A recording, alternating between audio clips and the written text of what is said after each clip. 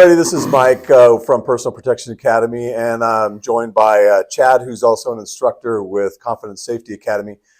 We have a great opportunity here to have Chad talk to us a little bit about something I think every CCW holder needs to know a little bit about. So Chad was a CHP officer for 27 years, and so I want to ask Chad to give us a little insight. Chad, when you came upon a motorist in California and they identified that they had a concealed weapons permit, how did that make you feel? I generally felt put at ease. And the reason why is because criminals would never tell you that. They'd never tell you if they're carrying a gun. Law-abiding citizens would. And so to me, it signified somebody who was intent on obeying the law. Okay. So did you guys have the ability to go back to your computer in the car and it pops up and says, hey, this guy's got a CCW and he didn't tell me about it? If we did, I'm not aware of it. Okay. But if they told us that they had a CCW, they'd give us their card and we could verify all that information on the card. So, okay. Yeah.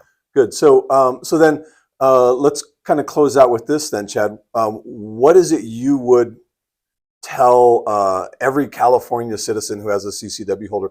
What would you advise them to say when they get pulled over?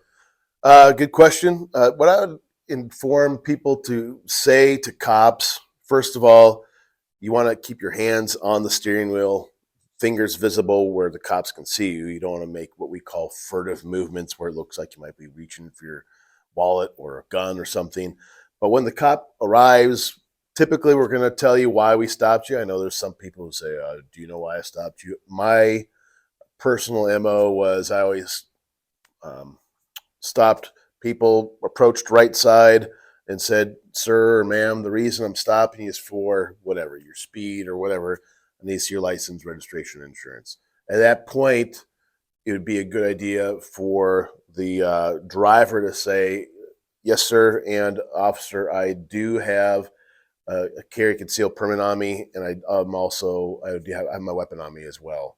So what we're going to ask you at that point is, okay, without moving your hands, just indicate to us where's your gun, and my right hip, left hip, whatever, and where's your wallet, and then basically at that point, just follow the instructions of the officer. What I would typically do is just say, just without making any quick motion, just grab your wallet with your permit and all that and give it to me. And then I'd check it out. I'd verify the information. And I would just let them keep their gun on them. I know some officers that would take their gun, unload it, and just bring it back with them, which they legally can do on a stop just to make it safe while they're on a stop. But as soon as the stop is over, that officer has to give you your gun back. If that happens to you, definitely reload before you take off.